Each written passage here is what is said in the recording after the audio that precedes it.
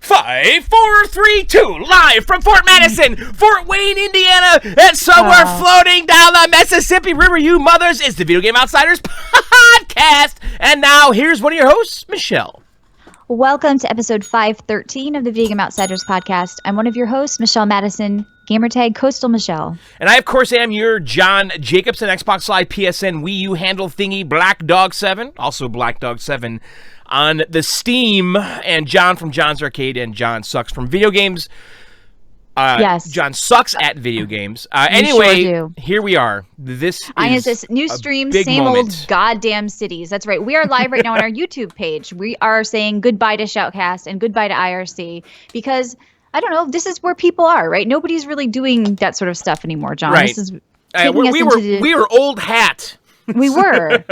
That's right. So you can find us on youtube.com/VGOcast every Tuesday night from 9 to 11 Eastern. That's right. So if you guys want to listen, and by the way, it's going to be a different experience live now too, because this is a work in progress, but Michelle and I right now have dueling browsers, okay? That's right. So you'll be able to see what she's looking at, what I'm looking at, and when we're talking about content, we'll be able to pull up relevant videos and stuff. And obviously, this is going to be a balancing act with with YouTube and their, just copyright bullshit. So we'll see what happens. And Henry asks, are you still on Riotcast? Yes, we're on Riotcast. We just have to figure out how to get riotcast.com to embed our player, kind of like I did on videogameoutsiders.com/live or /chat. So we're going to have Riotcast embed. You can watch and listen there and chat right there too, because YouTube has like a really cool like embedded chat feature. So this is where you're going to be able to watch us and chat all in one place. No more IRC, no more Shoutcast. Right. So just youtube.com/VGOcast. That's right. So I'm excited to kind of, here's the thing though. People might say, why aren't you guys on camera? And just really quickly, it's a bit distracting for us. And we want to make sure we keep this still a good quality podcast. We don't want it to just turn into a YouTube live streaming show. This is just a way we're going to be doing live. The show is not going to change in any way. So that's why we want to keep it kind of basic. We don't want to get distracted. So we're going to just keep it simple. Right. And of course you can, At the end of the day, this is an audio podcast. Exactly. And that's our end product. And obviously we're trying to make it a little more fun when we do it live, but ultimately that still is the product. So exactly. So we're not you can get our app during the week. We want to make sure we mention that. Yes. Head over to the Android or iOS stores, and we appreciate that. We do extra shows every month, like 12. And if you want to subscribe, you get access to those. You get access to the back catalog. Exactly. And we're going to do the extra content live, but it's not going to stay on YouTube. So if you want to listen to that, it's on the app. Again, the app's free, guys. It's the best way to keep up with the podcast. Go to iTunes, go to Google Play, search for Video Game Outsiders, grab the app. You'll get all of the regularly released shows for free. If you want the bonus content, $1.99. Can't go wrong. It's a great way to support us, too. Yes. So we should probably just jump right into it. I know we're going to talk about Friday the 13th tonight. It's episode 513. It's a little frightening how that Oh, my God. I don't happening. like that. Someone emailed me, by the way. I'm trying to find the message. Someone messaged me about the one eye thing. Where did I see that? One eye? Remember the one eye? Oh, that we did for Midnight Caller? The one eye goat? Yeah. Someone left a comment on my YouTube page about it, saying how scared he was. Oh, I remember. He was a 666 comment or something, and he just got done listening to the one-eyed episode or something. Yes. People were scared by that, Michelle, that one-eyed goat. It was a little frightening. John, push my browser over a little to the right, because my bar is cut off. There you go. Oh, we got a donation. Thank you, John. Just testing all that stuff out. Yeah, we linked all the stuff going off on the screen. It's a mess right now. Okay, so we should probably just We got a donation? Is that right? Yeah, we should probably just, you can hit the super chat button, and we're going to use that to buy games and cover VGO costs and crap like that. Yeah, thanks, jerk nuts. Thank you. So anyway, John, we should probably just jump right into our 10-second spotlight, because Jose is coming on later if he can keep internet going, because he said he's having problems in Puerto Rico with their internet. It keeps going down. So if he's not around, that's what it is. He's going to join us later to talk about some VR stuff. We're going to take a look into Cast. this. Weather, Puerto Rico. I guess their power lines went down. Are you sure about that?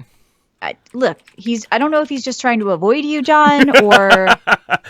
Well, let's see. Right now, oh, imagine that. It's sunny and 80 degrees, huh? I wonder why their power lines are down, huh? Are you in chat, Jose? What's going on? Yeah, it looks here in Puerto Rico, it's 80 and sunny, a little bit of clouds. Tomorrow it's going to rain, but that's tomorrow, not today. Right. And precipitation, 0 chance, Michelle. It says right here. Well, what's happening? Is that just maybe it was the wind? Let's see. We're going to get to the bottom of this. Puerto Rican power outage. Oh, here he is. John is calling me a liar now, Jose says. So Jose will be joining us later. We're excited to talk to him, catch up with him, see what he's up to. Yeah. Let's jump right into it, John. Okay. There's a lot to talk about tonight. Why don't we go on and do our 10-second spotlight? Each of us has 10 seconds to tell the world what we're playing, drinking, and anything else we can cram into a very stupid 10 seconds. Going first, of course, the queen of the ball, Michelle.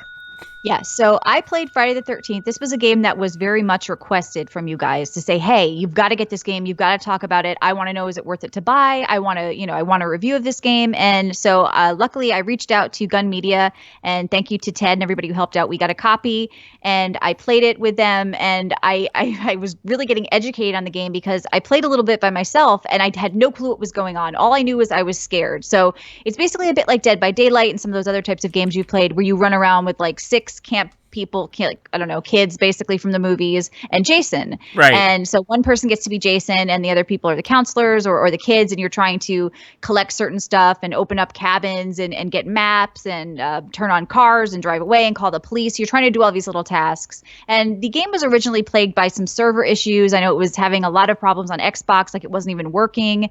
And then here on Steam, it still has mixed reviews. I think a lot of that is from basically the server issues it was experiencing at first.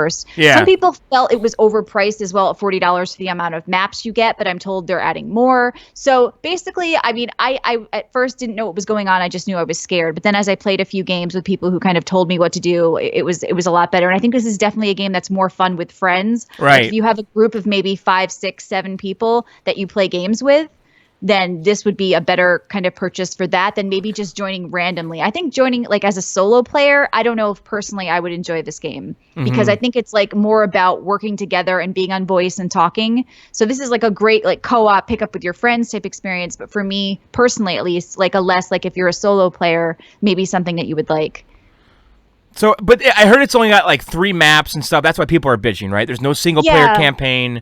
Yeah, I don't know if they're going to add it. People are saying I mean, it's all over the place. I mean, it's kind of, it's not a good thing to see mixed. Like when you're looking at reviews on Steam, you normally want to see overall positive or mostly or something. So it's getting a little bit of, and maybe that might rise up as they fix some of the issues. But, I did have some animation issues. I did have some ultra wide problems playing with ultra wide. Animation issues. Yeah. Like my character would teleport, or like they would just, some of the animations would get stuck or just like not be working properly.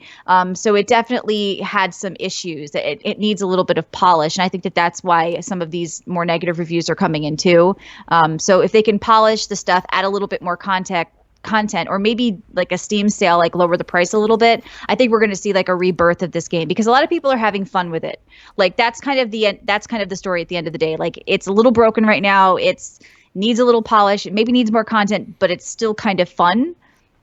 I was still enjoying myself. I was still really frightened. And for the people who do know the movies like the back of their hand, they say that this really captures the movies to a T. Like the maps, the feel, sort of everything that's going on definitely feels like it's taken right from the movie. I actually really like what they did with it.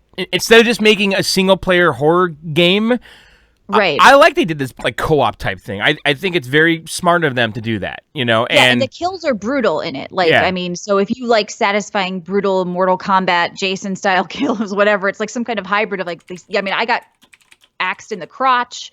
I think I had my head stomped on. So Henry is saying it's 67 of 100 on Metacritic right now. So yeah, I mean, there's a lot of like kind of mixed feelings about this game, and I feel them myself, like I said. But I think in the right situation, playing with your friends, this can be very fun, but you have to look by that there's really not much going on for that price. I can kind of see that side. And maybe that if you're a solo player, I can imagine feeling a little bit disconnected and lost, but that's sort of the gamble with these games, just like Evolve, with these monster type games where there's one strong player. Just playing with strangers, you kind of rely on them. Like you could get in a game with people who aren't helping you, and you could get in a game with a really bad Jason, and all of a sudden your experience sucks. So it's sort of a risk. But yeah, I'm just watching some of the footage here. I mean, it's definitely brutal. It's definitely scary. And I think that I got axed in the crotch. Michelle, quote, absolute. Yeah, I did. I got axed in the crotch. I think that was my first time I got killed, and it was definitely frightening. But I don't know. Now, do the other people fuck with you? Because I saw some video footage of the counselors beating each other up. Or is that just people trolling or whatever? I think you can have other players troll you and kind of fuck with you because they can sort of alert Jason to maybe where you are. Because I know Jason can detect fear, he can detect noise. So if you're by somebody and just making a calamity for no reason, they're going to draw Jason to you. So that's why I said, like, I think if you have a group of friends that you play with, this might be a bit better. Matt is saying you can kill other players, so that could be a bit rough. I see. So in order for you to survive, you could take out the other people. Is it some kind of a strategy somehow? I don't know. Right. Well, I just really liked getting in the cabin, searching them. Like that's just it's a little bit of PlayerUnknown's battlegrounds, right? We're landing, we get in there, so you search the cabins, you start boarding up the doors, and then you can open the window and let your friends in, but Jason can't get in. But I mean, it's intense when he starts breaking down the door. And I put a battery in a car today. I actually felt like I accomplished something. I was like, holy shit. We just need the gas and the keys now. So like once I had these little tasks, like you get this little checklist you can see, and it's like do these little things that I kind of liked because I kind of felt like I was working together with my team. Okay, you'll get the gas, I'll get the keys, and we can kind of like meet up together. So that is kind of fun. I haven't gotten to play as Jason yet. Like I said, I was having some issues when this game first launched with servers. I was doing really bad ping. I don't know if I was connected to China, but it was kind of bad. But it definitely feels like it's getting a little bit more polished. But for me, it's like maybe wait, unless you have a group of friends and you're really into horror, I would say maybe wait for a Steam sale, or I don't know how much. It's probably the same price on console, but I think it's solid, and I think this game is going to evolve. I think that's what I've been hearing. Like it's going to get better once they polish it. Maybe they should have early accessed it first. It seems like an early access game to me, to be honest. Yeah. With all these promises, I mean, that's kind of the early access model, right? Why didn't they just do that, and then people would be pretty quiet right now? You know what? You know why? I bet you. If this was early access right now, people would be flipping out, and this overall mix would be overwhelmingly positive. It's probably the commitment of that license. They had to have an actual product, right? Yes. And it's going to console, or is it? What? It's on console, but it wasn't working on Xbox in the beginning. And I talked to somebody who was like really pissed off because they bought an Xbox and they couldn't play it. So it was having some definite issues. I think it's better now, and I think it's going to get better, and I think they're going to add more stuff. So it's kind of I kind of understand the mixed reaction to it. I also played the ARMS global. Yes. What was that, John? The global test punch, Michelle. Okay. So ARMS Nintendo. I don't really know what to say about this game, John. Careful. What? Careful with that video. What video? Can I play this? Is Nintendo I don't know about that. Take ownership of this? I don't know. I don't know about ARMS. It's basically Okay, did you play with the Pro Controller or did you play with the two little I played remotes? with the Pro Controller. I refused to do the motion controls. Okay. Because I said to myself, if I were to buy this game, that's how I'm going to play it. I'm not going to do the motion controls, right? Your audio is breaking up. It's coming in and out. I know. I don't know. It started playing. You can't handle. Yeah, I wouldn't. It started do that. playing the video audio. Yeah. So yeah, I mean, basically I tried it with the little controllers in my hands, and you're punching and you're blocking and you're doing all this little stuff. And I didn't like it. And it kind of lost interest after maybe 5-10 minutes. And then after the little beta period was over, because you could only play for like an hour, and Nintendo gives you these hour chunks. I know, it's so to dumb. Say you can only play, during this little period of time. So after that, I sort of felt like maybe I should have played with the Pro Controller. Yes. Like, so you were wait, I'm sorry, I missed how you were playing. Did you play with motion controls or just the Joy-Cons? I played with motion controls. Like, yeah, with the mini Joy-Cons in my hands. Okay, so tell me how you were doing that though. There was like a delay. Like I felt like my punch wasn't registering instantly. It felt very disconnected to me. Now, were you like standing up and boxing, or what were you doing? Like I was just sitting in my bed, Indian style. That's really? One of my switches in my bedroom, yeah. And I was just like air boxing the television. And I was like, okay, I just, it felt weird. It didn't feel reactive. It didn't feel like it was instantly registering. I mean, you could like cross your arms to block and do all this stuff, and there's different characters you can unlock, and it has almost like a Blizzard feel to it. Like there's like an Overwatch style to the characters. It's got I would agree with that. But yeah, Henry says it's like a tech demo to him. I just really didn't enjoy myself, but I kept reading how great and how fun it was online, and then I'm like, well, maybe I should have used my Pro Controller. So did you use the Pro Controller? I only used the Pro Controller. I didn't even consider the motion controls at all. Right. Because I said to myself, if I were to get this game, I'm not going to use motion controls. I'm just not, right? Because if I were to play it in handheld mode on a plane, I'm not going to use motion controls, right? And I've got the Pro Controller. You're boxing the seat in front of you. I know. Yeah. And I got the Pro Controller sitting right here, and I'm like, I'm sitting at my desk right now. I don't want to use motion controls. And so at the core here, this is a boxing game. That's it, right? It's a wacky, over-the-top boxing games where you have these arms that can reach out like 30 feet, and you can basically pick all these different power-ups for the arms. You could have different kinds of gloves that do different things. And I kind of like that, because every character was distinctly different. Some of them were real light and real fast. Some of them were like tanks. They're really pushing this whole different characters thing. There's Ribbon Girl. I mean, there's a lot of characters. There's one girl in like a mech. So they're like, I think they did a good job developing these characters and the art and the style, but it's just the actual gameplay was the multiplayer. Okay, listen, I'm going to tell you, I don't like the game. I don't. Okay. At times I enjoyed it. At times I didn't. But I at the end of streaming it for like 40 minutes, and by the way, I did stream on John Sucks Video Game. At the end of streaming it, I'm like, well, we should be pulling up that video then. I did. But we had two videos going at the same time. I think it was too much. At the end of my stream, I'm like, yeah, I don't think I'm buying this. If it was $20, I would do it in a heartbeat. But it's a full price game, isn't it? I think it is. Yeah, isn't it 60? Let's see. I had it pre-order and I canceled it. Who knows? I could end up buying it still. Yeah, it's $60. So it's a $60 game with the pre-order on Amazon. I get $12 off. I think that price is just wrong. Yeah, it's really wrong. Yeah, I don't think it's priced appropriately for what I was experiencing. Right. I'm seeing a lot of positive stuff about it online. That could really just be Nintendo fans. Skid Row says, "Wow, $80 here. That's brutal." Yeah. Yeah.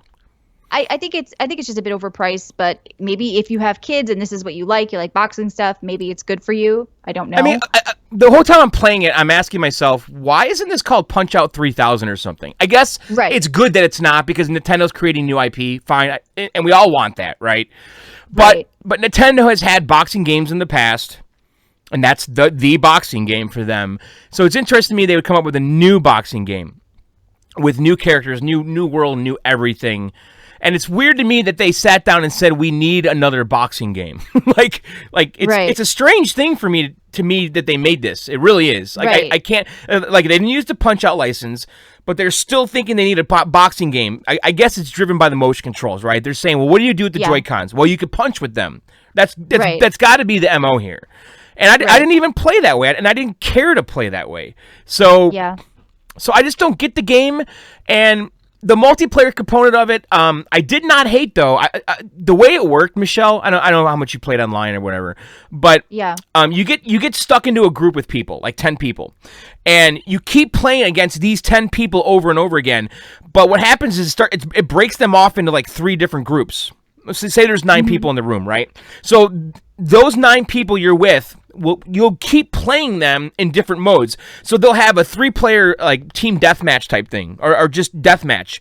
So it'll take 3 players from your group and put them in here, and then there'll be a volleyball game. It'll take 2 players from the group and put them over here, and then it'll be like a 4-player thing. It'll take 4 of the players and put them over here. So everyone goes and does the match. And then you come back to the lobby with those same people, and then it mixes them up again. It takes, these 3 people, puts them over here, these 3 people over here, and then they go do the game and come back to the lobby. It keeps doing that over and over. I thought that was kind of a unique way of doing the whole, lobby thing, because normally in a game, if you stick with a server, you keep playing the same game mode with the same people over and over.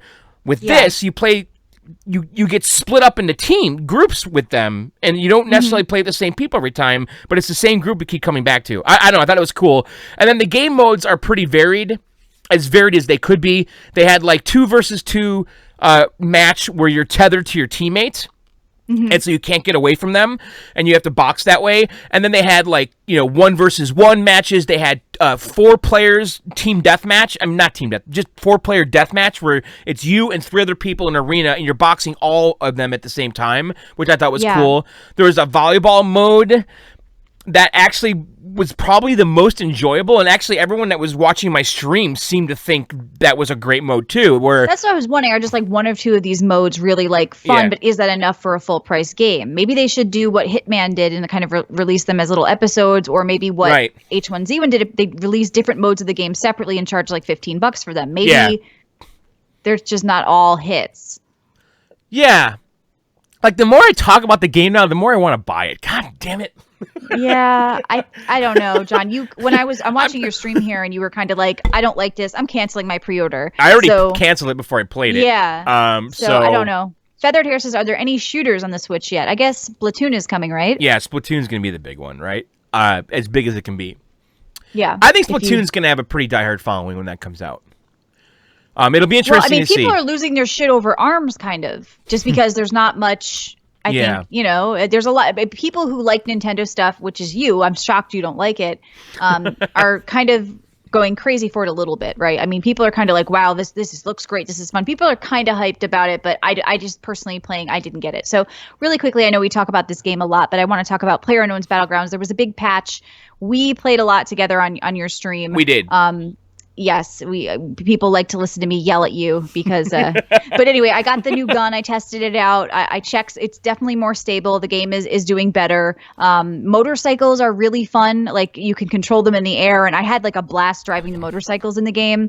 And the thing we all figured out this week, which a lot of streamers did, was that Asian servers are more stable than the US North American servers. So we were playing on the Asian servers. It was very smooth. It's kind of was shocking when you were killing people. We're like, wow, they died after one shot. So hopefully, like, maybe it's because there's less people playing over there. But then what happened was all the North American players started going over there, and it was just, I don't know. It was a lot of fun because the game was smoother. Like, a lot of the problems with this game are because of the lag and because of the server issues. So it was a lot of fun. I enjoyed myself. One of the things I did over the weekend with my friends was do something you're not allowed to do, but we sort of teamed up with 2 teams of 3, and we all wore red shirts. Mm-hmm. And so basically we weren't supposed to shoot the other 3 people because they weren't on our team technically, but they were. And then we all sort of ran around together. And I was thinking, why isn't there like a 12 versus 12 versus 12 versus 12 mode? So, but yeah, the game is in a lot better of a state now. Would you agree? Yeah, I think so. I mean, like, the lag thing is hard for me to say because there's been so many times, though, where I just clearly hit someone and didn't kill them. And I don't know if I'm doing better now or what, but I mean, I'll be honest, the game never really froze for me too much. I mean, a couple times it felt like I was warping around, but it didn't seem like it happened all the time. So yeah. I don't know. I mean, yeah, it definitely seems better, though. I mean, we were playing on those Asian servers, and it seemed fine to me. So yes. Yeah, I like the patch, and I like the stuff. Remember we got that gun that one night, or I had it, the 9mm the sniper rifle. Whatever. It has a lot of drop on it, a lot of bullet drop. It's crazy how much bullet drop is in it, and the bullet goes so slow. You could see it just like arcing like a football. I've never seen a sniper rifle behave like that in a game before. Like, I mean, in real life, if you shot a sniper rifle, no matter how small the caliber is, you can't see the bullet. Why do you think they did that? I don't know, because it'd be too overpowered. It comes with a scope. It comes with a silencer. Yeah. You know, it would just be way too overpowered, I think, without it. Now, quickly, I didn't play this game, but I watched you play this game, and I just wanted to say that your stream was the most painful stream I've ever witnessed, and you played the game Rime, Rime, and this is out for console. It's also out for PC. Yeah. And it's basically people calling it brown Zelda because it's like a cute little, kid running around this island. Are you doing my 10 seconds Polly right now? No, but I'm just going to say, like, when you listen to John talk about this game, and he's going to say it sucks, it's the worst game ever made, and it was confusing. I just want to say that to me, it actually looked great. It was John that was the problem. He was so confused about the first little puzzle they threw at them. There was a boar that he was supposed to feed, and he's like, I don't know what to do. I don't know what to do. And we were all yelling at him in the stream to pick the fruit and feed the boar so you could get by him. And he was just going, I don't know. So it was like, it was so bad. And people said they actually, like, some of your comments are saying they got ADHD just from watching you. People were like, oh my God, this was so painful. Another guy says, dude, I've watched you fix obscure motherboards, but you can't do this. So people were just like really flabbergasted. Oh my God, John, what the heck? Watching this was more frustrating than ever. The food is in the bush. I'm sorry. I think Rime looks cute. And I just wanted to say I think it looks fun. After watching your stream, I kind of want to buy it. So I just wanted to preempt your Rime really? discussion. Is that what you're going to do? Yes, it is what I'm going to do. And by the way, I'm drinking Wtrmln Wtr, which I am not a fan of how they spell it. Wtrmln Wtr. Right. It's a little, a little stupid, but that's what I'm drinking. So tell us about Rime, John. Not recommended. Right here. First review. Horrible game. It's not horrible. It is definitely not horrible. Listen, I just wasn't in the right state of mind when I was playing. I don't know. I don't have an excuse. Yeah, maybe. A little tipsy, maybe.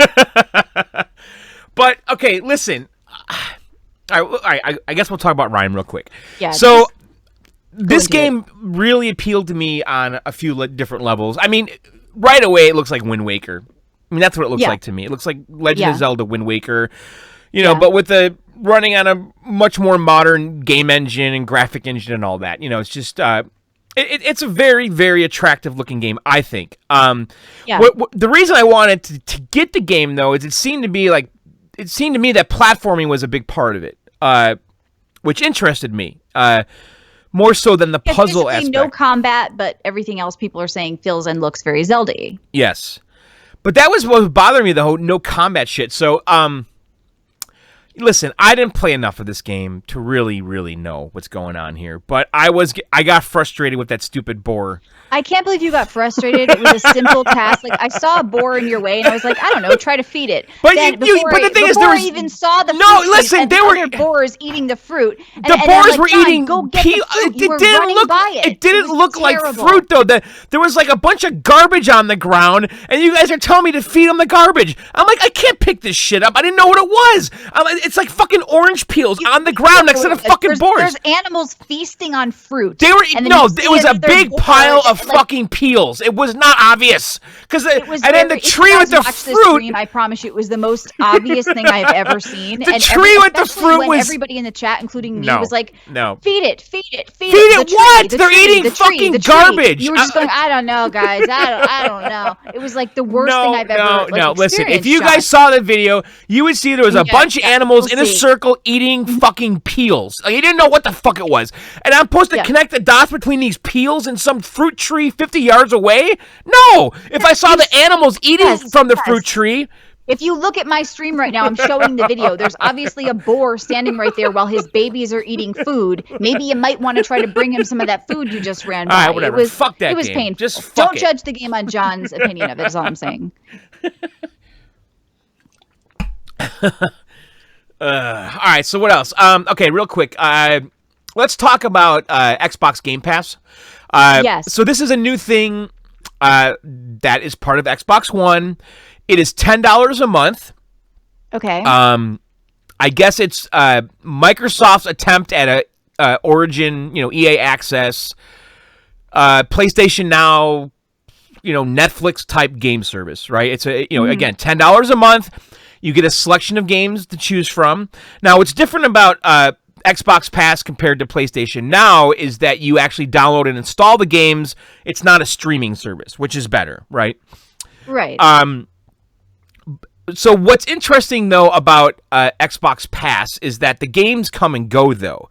And I don't know if they have a set number of games, but it's going to be like around 100 games. And what they do is, so you can get the game, you can download it, you can install it, you can play it, but it could disappear like next month.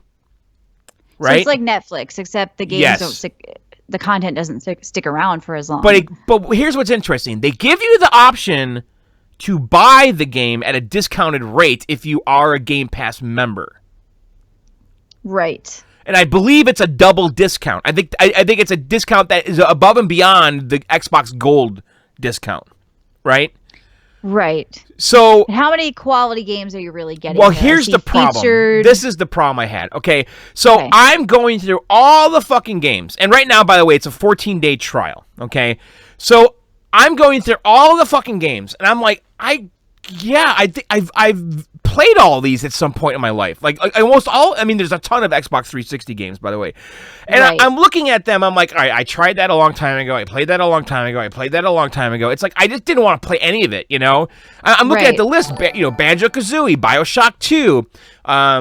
You know, BioShock, Banjo-Kazooie, BioShock, Borderlands. I'm like, I've played all of these, right? So. Yeah. And then, I mean, Halo 5 is kind of the star of the list. Mm-hmm. But again, I played that. I had that game. So the game I decided to install was Payday 2. Because I played Payday on the PS3, the first one. And so I guess I'll have a Payday 2 review here in a second. So my review of Xbox Game Pass is, I think for $10 a month, it appears to be an okay deal. I just am not impressed with the games because the games are just like I'm looking at it. It's the Gears of War game from the 360. It's Mad Max for Xbox One. I mean, that's a good game, Mad Max. But does that game list move you? Well, I mean, you wouldn't necessarily look at the Netflix library all the time and say this really moved me. But the idea is that they're there, they're part of a subscription, they're free, and there's a few gems, like maybe some series you like, and that's what makes you want to subscribe. Right. So I think you'd really have to, like you said, be the type of person that wants to play like older games, because a lot of these I'm looking at are old 360 games. They are old 360 games. And for me, it's a lot of games I would be revisiting. It's games I've moved on from, you know. Right. And, you know, do I really want to go back to Sunset Overdrive? You know, like something like that. No, I don't. Yeah. I mean, there's a few games in there I definitely have never played, but I didn't play them just because they didn't interest me. You know, would they interest me now? You can do a 14-day free trial. Which I'm going to cancel. Okay. So I did the 14-day free trial. Danny McBride, great. So I don't know. Your stream is frozen on Steam anyway, so it's fine. I'm playing the stuff. Okay. I'm having copyright flag nightmares right now. Oh. So, okay, I don't know what to tell you about it. It's $10 a month. You need to decide if it's worth it. I'll tell you, it works fine. You can download the game and play it. What else is there, right? So, that's literally what it is. You just go to the section and you just download the game, you install it and play it. What I'm worried about, though, is if the games start... Okay, what happens if I'm in the middle of a 60-hour game, right? And I'm at hour number 40... and it gets removed from the store. How does that work? I don't know. I'm not comfortable with that. I think that I thought these were going to kind of be like, you know, not permanent. Permanently, or at least like for a year. You know what I mean? And there was a warning. If they're just coming and going every month, I don't know. That's problematic for these really big games. You know, I mean, like, you know, if I'm playing a 100-hour game of Borderlands and they take it away, I mean, that's a problem. So I don't know how that's going to work. Featured games, obviously, like you said, Halo 5 is the big thing. Right. But is this good for kids that maybe have ADD when their parents are like, oh, God, I can keep buying them games, and they just kind of shove this at them? Yeah, I think so. I mean, or maybe people like my dad, who they don't necessarily always buy games when they're new like you do. Right. He kind of lets them collect for a while, so I could be like, here, I got you, you know, a year of this. Enjoy yourself. You'll never have, you know, you never be bored, right? You can try, right? I mean, if you've never had a 360 too, there's a lot of good shit on here. You know, all the Gears of War games. Obviously, the BioShocks are fantastic. I mean, there's a lot of fun stuff. Right. So I don't know. It doesn't move me. The game list just isn't good enough, and I'm gonna cancel it. Okay. I mean, it's a much better deal though, because like EA oh my God, I'm burpy. EA Access has hardly any games in it, you know, and that's like $6 a month, whatever it is. So this is a much better deal compared to the EA offering. Yes. But EA tends to sacrifice some of the newer games more, like Xbox, like Battlefield 1 and stuff, you know, as part of that, you know. Yes. So I don't know. I mean, I commend Microsoft for doing it. I'm not sure how it's going to shake out with the rotating games and all that shit. Yeah. And then I guess let's talk about Payday 2. So I did play Payday 1 on the PS3 a long time ago, and I'll tell you, that is a game on paper that really fucking appeals to me. Like, it's just, like, amazing. I mean, it's like a boy's wet dream, Michelle. You know, these cops and robbers, you're robbing banks, you got these Joker masks on, you know, and shit, and, like, it's just super appealing. And, like, the best execution I've ever played of that kind of scenario is, like, Battlefield Hardlines. Like, that's really good, actually. Battlefield Hardlines got really dissed. I actually really enjoyed that, especially that one big main bank map is fantastic. Like I miss playing that game. It reminds me of like the Batman movie with the Joker, right? Yes. With the bank robbery. That's why I said the Joker you feel mask. Like you're living in that, right. So it's such a great idea. Like it really is. Like, and visually they just did it right. I'll tell you this though, it is really a low budget shooter at the end of the day though. Like it's just. I don't feel it's very polished and smooth and refined. It's old, though, at this point. Well, Payday 2, I think, is a year old, maybe. But really? It's been on Steam, like, forever. Payday 2, though, I don't know what the difference is. Okay. This is Payday 2 Crime Way Edition. Crime. Yeah. When did that come out? It's 2013. The demo came out... Let me see here. Yeah, it came out in 2013. So this is old, John. Yeah, it came out July 2015 on Xbox. Okay, but I'm just saying, this is still an 2 years old game. It's 2 years old. This is the Crime Wave edition, though. Yeah, but I'm just saying the game itself is an old engine. It's old. It's been out on Steam since 2013, so it doesn't look, probably as good as you're used to right I'm now. talking less about the visuals, though, and just, like, the way it controlled. Like, it's just... Again, this could be just my PC snobbery now because, like, I can't fucking aim with some of these games. It's so jerky to move the reticule around with the controller. Yeah. Like, it's actually bad. It's a problem for me because, like, Call of Duty, still flawless. Controller feels great. But then I go to try some other shooters that aren't as polished and well-oiled, and I can't do it. Like, I think the frame rate's just not there. And I really felt like it was jerky moving the gun around. No, Brian says get a better mouse. I'm talking about on the Xbox One. So, but anyway, okay, so this game, though, honestly is good. It really is. I played it a couple rounds. One round, I had to rob these 4 stores. And basically what this game is this. Okay, you get dumped into a scenario where you have to break open a safe and then get the fuck out. Right? Right. And the thing is, though, you can't just break open the safe. You have to put a drill on it. And then you got to babysit the drill. Right? Feathered Hair, $2. Thanks, buddy, for the donation. So then you got to babysit the drill.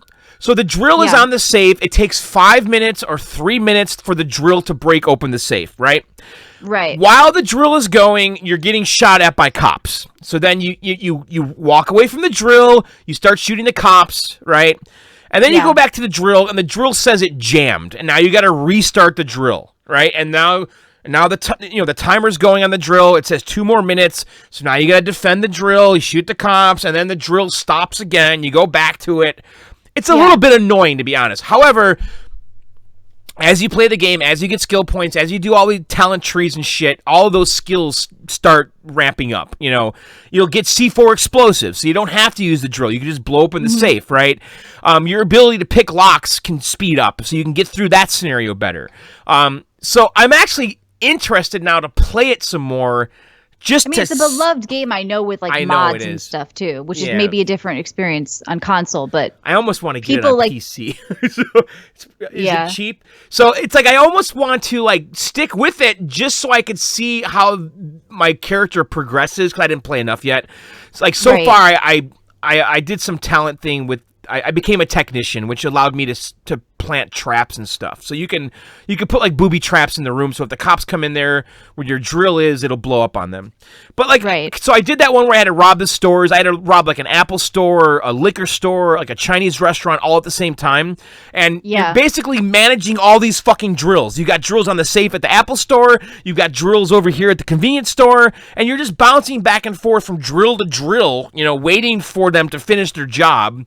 And then also deal with the cops at the same time. And then when all the safes open, you get all the loot, and you get in the getaway car, and you get away. And that's pretty much the core gameplay. Right. And then the other thing I did was they blew up some armored trucks, and then you had to get into the armored trucks. You had to break open the doors in the armored truck. Then you get in the armored truck, and then all the fucking bins in the armored truck are locked with a keyed lock, and you have to basically... you have to pick the locks, which takes like for fucking ever, like 2 minutes. You're sitting there trying to pick a lock. And then, by the way, to pick the lock, all you do is you hold down the right bumper and you just watch a circle go around. And that's it. And then when it opens up, you grab the gold bars, and now you got this like 500-pound bag on your shoulder, and you're just limping to the getaway van. But I don't know. It's okay. I mean, it didn't cost me anything. I got to play it on Xbox Game Pass or whatever the fuck it's called. I'm glad they're doing a free trial because I think it's going to let people get in there and experience it and see if they want to do it. Right. The one game I didn't play this week that I really want to play is I want to play GTA 5 online. I'm going to do that in the next week here.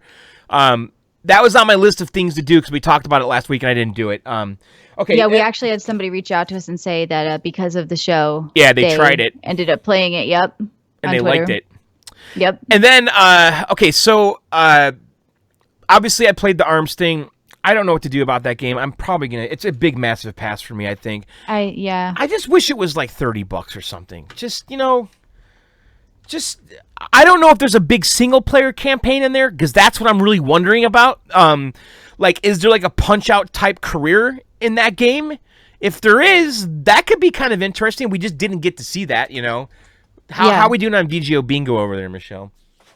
I don't know if you've said anything yet on the list. The new website is mentioned. Yes. Of course, you can go to our new website at videogameoutsiders.com. That's right. And then, so the other games I played Rime.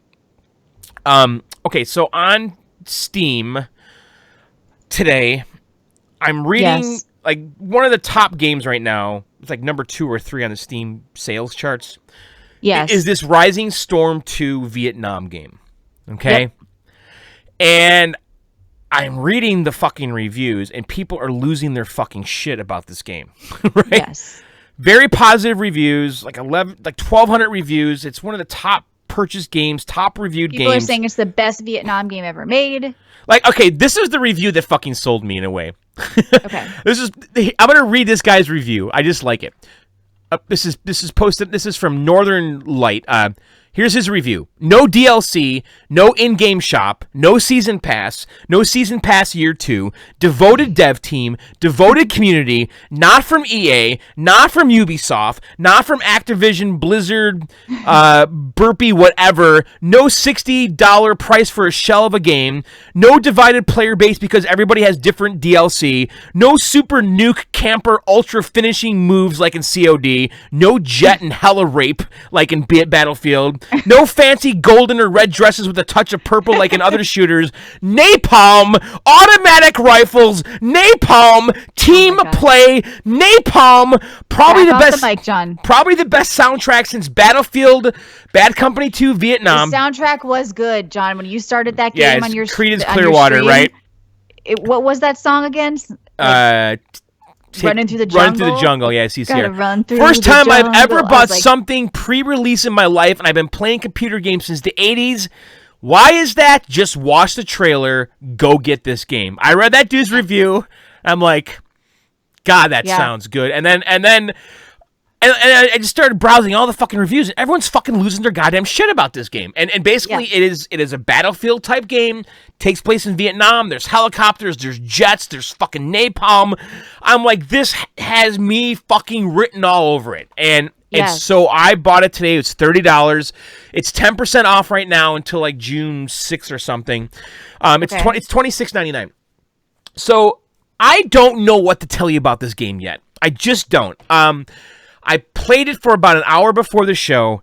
I will tell you this, it's very hard. It's very easy to get killed. And all the people that were commenting that had played it before said, this game is way more realistic and challenging than Battlefield. It's made by, who's it? Red Storm? It's a Red Storm. It's a Rising Storm game. It's fucking, those games are hard as nails, whatever. It's just more realistic than Battlefield, is. Battlefield's more arcadey. And I kind of get the sense that's true because it's very easy to die in this game. You'll just be walking and you're just dead. You have no fucking clue. The trench warfare looked insane, though. Like, you were running through the trenches, like, just running into people. Yes, that was cool. Just running up on them, shooting them. And it looked, I have to say, it looked fun. It did. So I guess reading the reviews, people say that they really capture what Vietnam felt like, and I don't know that what that feels like. I only know from movies, Michelle. But you're running through the trenches, and the thing is, like, the trenches are turning corners and corners and corners, so you can't see what's around the other corner, and you're just running, turning. And yeah, I turned a corner, and there's a fucking guy right in front of me, and you just pop him in the chest, right? And then you're running, turn a corner, there's a fucking other guy coming right at you, and just pop him in the chest. So that was kind of cool. And then there was one map where we were trying to take this hill, and like it felt like fucking like kind of like realistic to me. This is probably what it would feel like to be taking a hill in a military, theater, which is what it was portraying. So I kind of see why the comments said this was like realistic for Vietnam. I didn't play enough, though, to tell you if I love it. I just didn't, because I don't know the little ins and outs of this game. There's lots of fucking shit going on. Like, there's F8 or F4 Phantoms flying all around, dropping fucking napalm, which, by the way, is fucking bad fucking ass. When you're in the fucking jungle, you hear the fucking jet flying overhead, and then all of a sudden, the whole jungle just lights up in this explosion, and shit's flying everywhere. It's fucking napalm, and there's, like, Cessnas, like, little Cessna planes flying around, I think, dropping Agent Orange on everybody. So there's all that shit going on. And then all of a sudden, it's just fucking a mortar barrage, and the jungle is exploding. So that kind of shit was really cool. Visually, I don't like a badass movie about Vietnam, and the chatters were saying that they don't like Vietnam movies, and this got me to thinking, like, it made me want to go watch these movies, like watching you play. Like, let's talk about like our top 3 Vietnam War movies right now. Okay, we have a subject going on, because I know what mine are. I know what mine are too, and I've always thought hard about this. Yes. Well, it was kind of big in my house because my dad, like I've mentioned, he was a Marine. He was in Vietnam, and I always heard stories, right? So I saw Full Metal Jacket, which is on my list, and Platoon, which of course is on my list. But one of the more lesser unknown ones that was really good for me was Casualties of War with Sean Penn and Michael J. Fox. I don't know if you ever saw that. Yeah, I've always heard that's good. Okay. And there's also I never saw that Michael Jackson movie, but Michael Jackson, Michael J. Fox movie. No, I've always heard that's good, and also like Thin Red Line. That's Korea. That's Korea War, though, isn't it? Yeah. So what is your definitive favorite one? It's probably Full Metal Jacket. Damn it. Platoon, and then Casualties of War. Okay, so I'm torn. And even though in Rambo 2 he goes back to Vietnam to save prisoners of war, so I kind of, if I could pick that, I would. Yes. I think I have a two-way tie. Okay. Because Full Metal Jacket for me, it's iconic. That boot camp thing with Gomer Pyle blowing his head off in the bathroom, like that shit stuck with me and made such an impact on me when I was a kid when I saw that. Yes. Right? I mean, that was like, holy fuck. And then the movie kind of lost me when they went to war. Is that weird? Like I didn't like it as much as the boot camp thing with Gomer Pyle. Yeah, because it was more about the characters and less about the war at that point. Right. And then Apocalypse Now is another one of those movies where it goes to shit at the end. Because when they get to the fucking island with Marlon Brando, the movie's fucking weird and like totally weird. Like it's just like everything leading up to it is fucking iconic and badass. And like as a kid that saw it, like with the helicopters and dun dun dun dun dun dun, like that shit fucking had a massive impact on me. And so those are my top 2 favorite. Platoon, I wanted to say Splatoon. When I saw Platoon, I think I was too young for it, and that movie's too adult for me at the time. I think it was lost on me a little bit. Yeah. Like it was. I think there's more meaning in that movie, isn't there? Yeah, I thought Platoon was good though. I think I like the war scenes in Platoon a lot better. Obviously, like you said, it's more like that the whole movie is good and interesting. Yeah, I'd like to revisit Platoon as an adult because the last time I saw it, I don't know how old I was. Bucks Productions. Oh my God, $20 Canadian. Thank you, man. And he says, John, thank you. Michelle, I love it. Thanks for the donation. Yeah, a lot of people are loving the new format here, John, so that's encouraging. Well, thanks, guys. Thank you very much for the donation. So yeah, Rising Storm. I'm gonna stick with it. Now, I did fly the helicopters. I fucking hated them. You did. You were really, really, really bad. They are really, really, really hard to fly. They're so touchy. I actually realized after the fact that I had my DPI, my mouse cranked. Okay. Excuses. Here they come. That is a legit excuse. Are you playing the helicopter sequence? I am. So, I could not get the controller to work with the helicopter, which I really wanted to happen. Because in Battlefield, I am very good flying the helicopters with the Xbox controller. Sure. No, I really am. I have videos. Mm-hmm.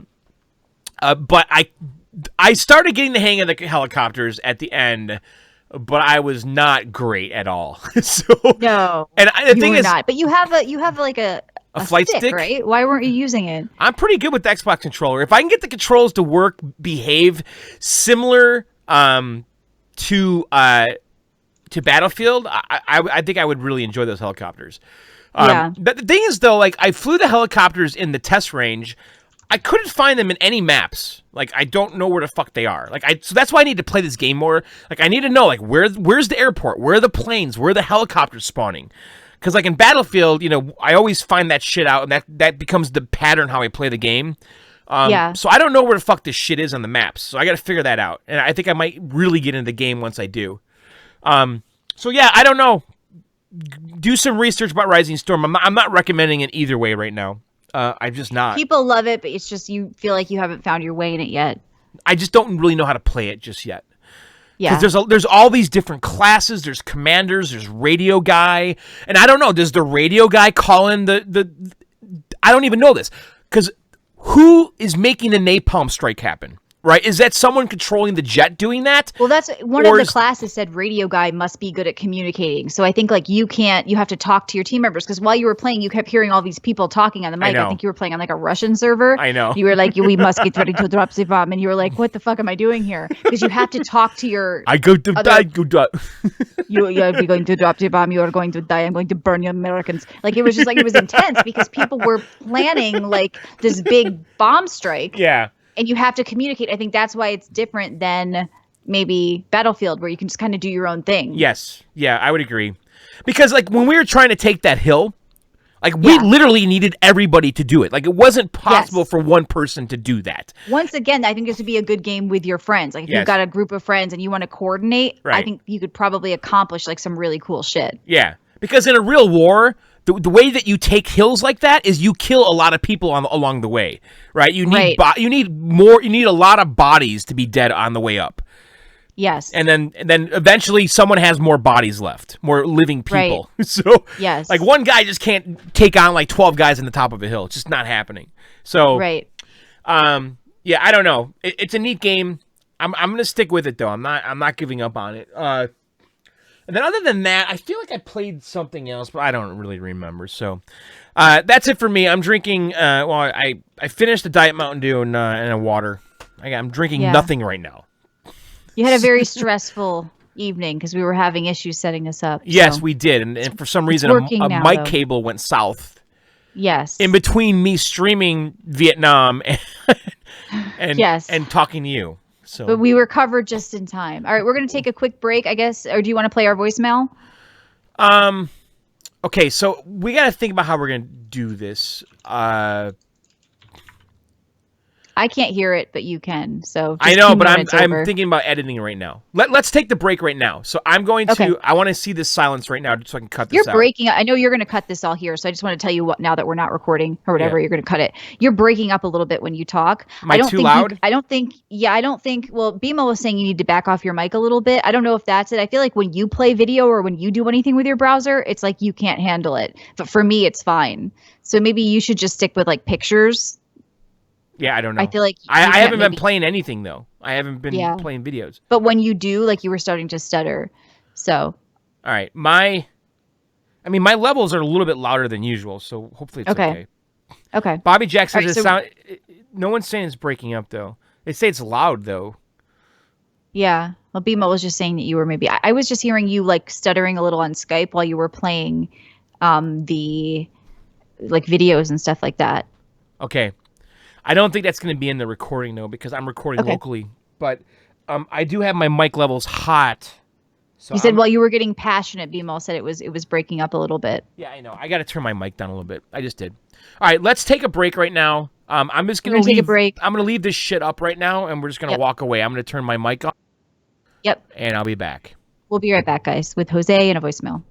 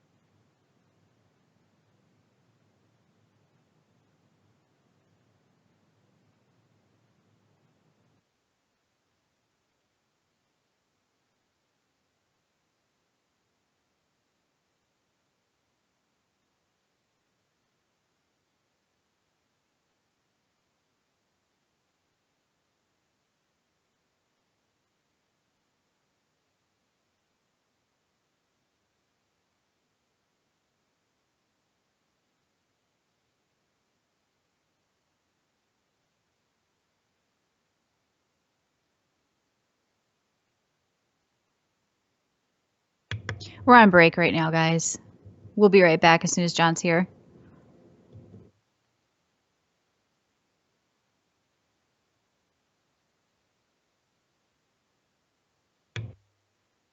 People are saying you should have a song going when you get up. There's just a lot of dead air. We'll do that. We'll work on that next week, right? Can you hear me? Yeah, I'm here. Okay, yeah, we were saying you should have a song going. It was a silent break. Yeah, I know. We'll figure it out as we go. I didn't want to fuck with anything. Okay, now we have a bit of an issue here. I don't know what's going to happen when we pull Jose in here with your screen sharing. We'll just minimize his window.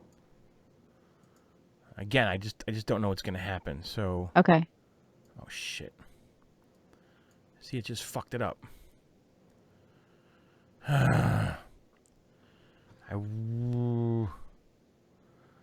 I need to stage this somewhere. So, this is fucking bad. Yeah. All right, can you add him to the call?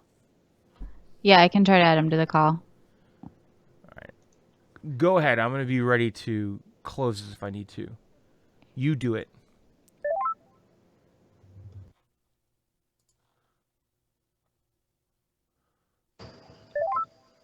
Hello. Hello. All right, Jose is on the line. Yeah. Yep. Okay, it totally fucked up the whole thing.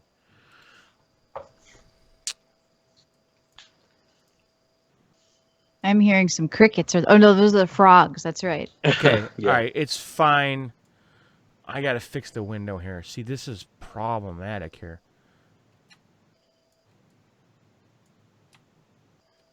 Yeah, and I mean, how am I going to edit this YouTube video later?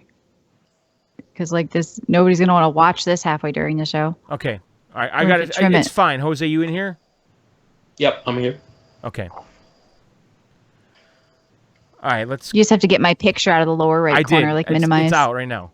I see a little triangle of it, but that's fine. Okay.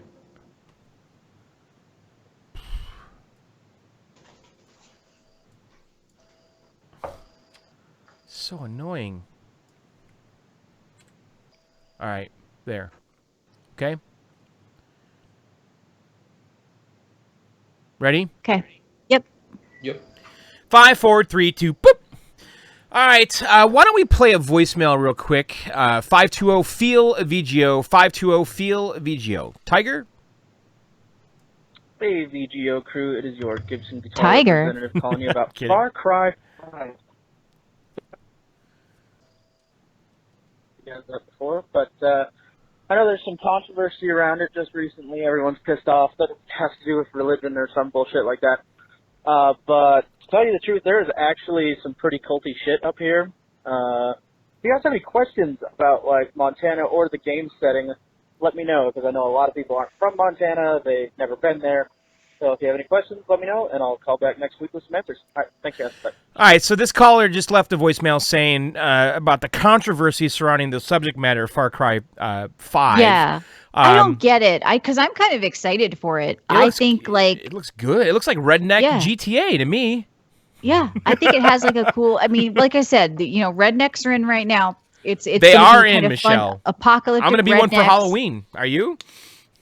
Oh yeah, that's a good idea actually. I've got my Daisy Dukes ready. But no, I think that I'm interested to see the Far Cry world in America in a totally different setting, because I'm so used to these exotic, weird locations that I kind of like being back on the home ground. And I don't really get the controversy, because to me these are like very fringe freaks, which actually exist. Now, it's not a representation of. I noticed in the trailer, by the way, because there's no crosses. It's like some made-up fucking religious symbol, right? So they're being very careful here.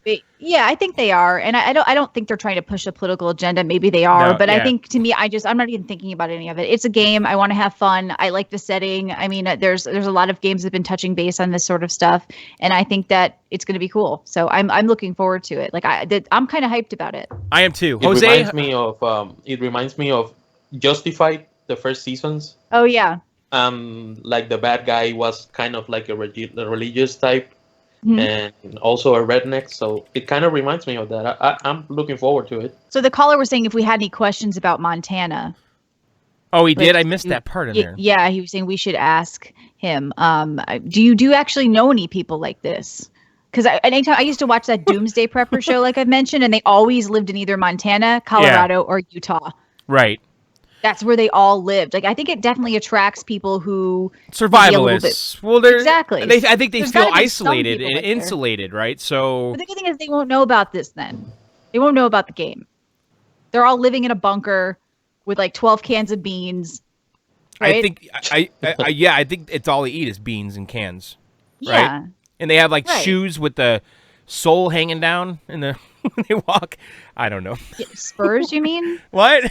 What are you talking about? Shoes with the soles hanging down. What are you talking about? Like a hobo shoe look. You know what I'm talking about? Like hobo shoes. Not really. Not really. But I'm picturing like hobo shoes. Now, if you look here, this is, something like this, the soles hanging down. Oh, a hobo shoe. Okay. It's so stupid. Okay. So, Jose, what are you playing over there? I know you're a VR guy. Do you have any interest in the Star Trek Bridge Crew game that's been getting a lot of buzz, or have you not tried that?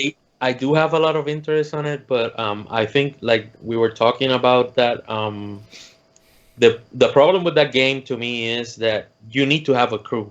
And I don't see myself playing that game with a bunch of rando guys that I don't know. It seems like you make your own group, and it's just like you making fun of everything, laughing. And when you have a nice group, it seems like it's a really good game.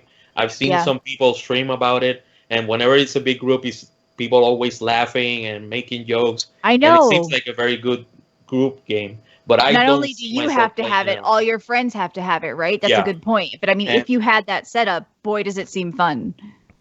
Yeah, I mean, so this game is strictly VR, right? Can I play it without it? Yes. No, if it wasn't, I don't know. Maybe there should be a mobile version or some shit. Like, I want to play this game. But is it? No, because I looked on Steam trying to figure it out. It doesn't say it's required to have VR. Yes, it does. Notice, requires virtual reality headsets. You think VR supports it? Now you understand why John didn't know how to feed the boar in Yeah, Rime. but the thing is, I went on the bottom and it says requirements, and it didn't say anything about VR. I guess I read on the bottom, not the top. Absolutely says, "Oh God, seeing John's screen is like staring into the mouth of madness." He doesn't like your hobo shoes, John. Because look, it's system requirements. It doesn't say shit about a VR helmet. That's what I looked at. It says it 3 times. I didn't look on the top. I looked at the system requirements. Yeah. But I don't see myself playing it. What I have been, I've been playing a lot of stuff, and I'm disappointed at John on one thing. Okay. Uh-oh. He hasn't played Forza Horizon, the Hot Wheels expansion. Yeah, I heard about that. I actually talked about it. For him. Really? Well, no, I said something to Michelle about it. Like I kind of briefly considered it. Okay. I kind of moved on from Forza though. Are you telling me I need to go back? Oh, I love that expansion so much. Why is it so good? It's just like over the top. The crazy maps is very over the top. Loops. It just like a bunch of tracks with a lot of turbos that you go through them, and it's just all speed all of the time. So this is literally like an arcade game, right? Yeah. This is like a Burnout thing. Mm-hmm. Which I'm thinking that expansion is gonna put a lot of Need for Speed in some trouble, because frankly, I can get the expansion, and well, I already have Forza Horizon, but I can get, if I have Forza Horizon, I can get the expansion and basically play Need for Speed way cheaper, Right. Yeah. Now, is this? I didn't know it actually changed the gameplay. It's not like just like Trackmania, cosmetically right? It's that it changes the tracks and everything. I'm watching. It has looks really cool. on it. Yeah. It's Trackmania, you go isn't it? A lot of turbos. It has a lot of crazy crashes. It has like a metal dinosaur that tries to bite you. It has so much stuff, and obviously it looks great. Jose, answer me this. Is it Trackmania? Right? That's what it is. I don't know what's Trackmania. You don't know what Trackmania is? No, what's that? It's a very big game. Absolutely says you can build your own tracks, too. It sure seems to me that it's Trackmania. I like this though because it's actually an expansion that seems to change the game. So often expansions are just more cosmetic maps or something like that. This is like an actual different game. It's a complete different island. It's not like they modified a little bit of the old game. They made a complete whole new island on it. And Okay. it's so much fun. Um, you can actually play as Hot Wheels cars, or you can use your old cars to play on it. I mean, Okay. it's really, really, really good, really fun. And I thought that John would be all over this. I didn't know why he didn't play it, but if he's over Forza, well, that's another thing. But I was expecting him to be all over it. I think he would like it too. I think I would like it too, but I'm watching. It sure seems to me that they're doing this to take some of the lead out of Trackmania's pencil. Because that's what Trackmania is. Everything you described, the loop-de-loops and the crazy tracks and driving upside down and all that shit. I mean, but it shows you how there could actually be longevity to this game if they do these different expansions where they're totally making the game like a little mini game. That's a news story, by the way, that we're going to be covering here. Is that? Oh, good, John. Right? I don't know. Is that what? I don't know what you're going for. Oh, that one news story about how games are not games anymore. They are services. Right? It doesn't go away. The game doesn't go away. You buy into the service. So I bought into the Forza thing. Then I buy the expansion, the DLC, and it's this thing that just lives. And I'm basically paying and paying and paying to keep playing it. You know? Right. Yeah. That's why I said like MMOs have died, but they've taken that model and they've put them into things like we talked about with GTA last week, and they put them into games and they're keeping them alive. They want people to play one game forever now. Right. And the other thing Jose, is look that, at my video right now on the stream. Side by side with Hot Wheels, it's the same fucking game. But the thing is, well, in my opinion, the Forza cars and tracks look better. I don't know if it's the video feed. Maybe it's the video feed, but to me, the one that Michelle is displaying looks kind of better.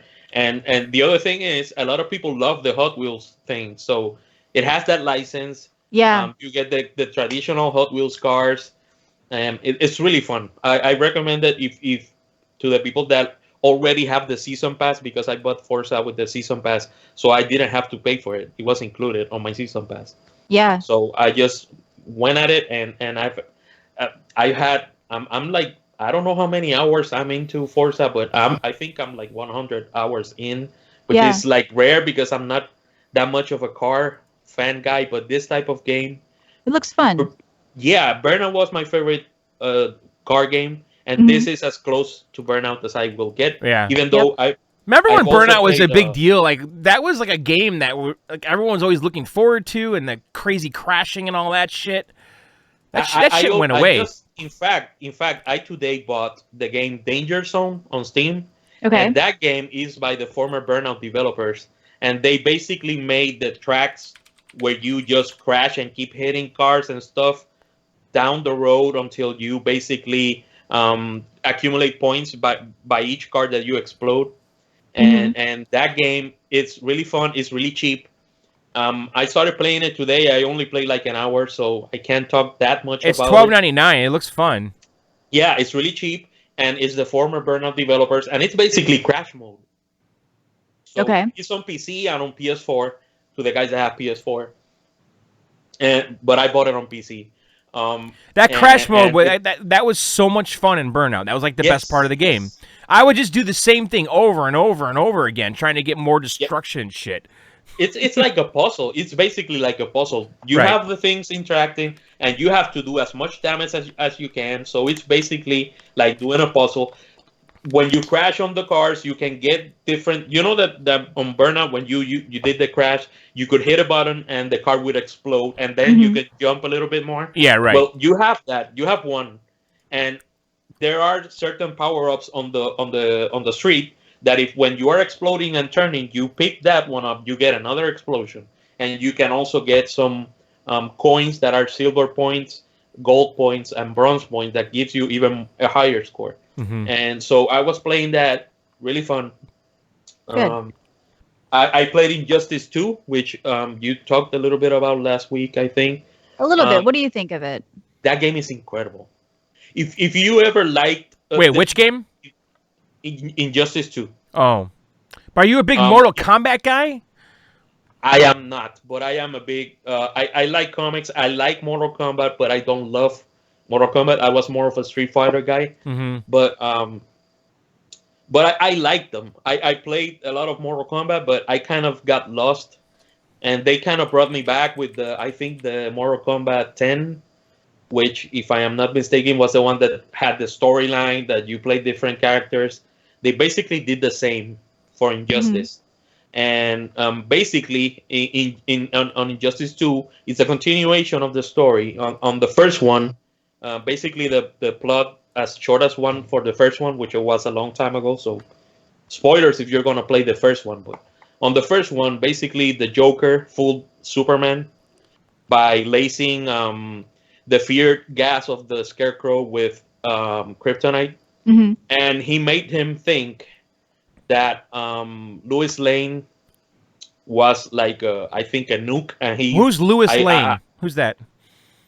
Lois Lane is Lois Lane. Superman. Who's this Lewis guy?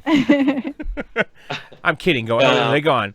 Yeah, and he basically threw her into space and killed her, thinking that it was like a nuke. And later he found out that she was pregnant. So after he basically killed his wife and son, the Joker kept pushing him and provoking him until he basically killed him. Which is something that Superman never does. He basically grabbed him by the throat and went through his heart, Mortal Kombat style, and killed him in front of everyone. And then he said, I've been too soft on people. This has to change. And basically, if you don't behave and you're a criminal, I'm going to kill you. And he started murdering people. And it makes for a good plotline because Superman was always such a good guy. And now he's such an imposing bad guy because the dude is basically impossible to beat. Yeah. Yeah, I could see that. The second one is basically the consequences of that. So it's a lot of fun. It has the story mode. It has like a mode that you keep leveling up. You play against certain situations. For example, on the map, pieces of ice come from the heavens that freeze you, like Sub-Zero would do. Or you are very quick. It has like twice the speed, that type of thing. Yeah. And you keep leveling up, keep getting different pieces of armor and stuff. And that's the other mode that it has. Okay. I played a bunch of stuff, man. All right. I played the Vanquish remake. Yeah. Uh-huh. You okay, John? Yeah, I'm fine. He's laughing because he's putting up pictures as Ben Affleck as Superman. So I pulled up pictures of Matt Damon. Yeah, we'll get over this, guys. This is the honeymoon phase of John being able to look at images while we do the show. Don't worry about it. I played the remake of Vanquish, which came out for PC last week. And to people that hadn't played it, that was a game that came out for the 360 and PS3. It was a third-person shooter, anime type shooter, but with think anime with Gears of War mechanics. What is this game? Vanquished? Vanquish, yeah.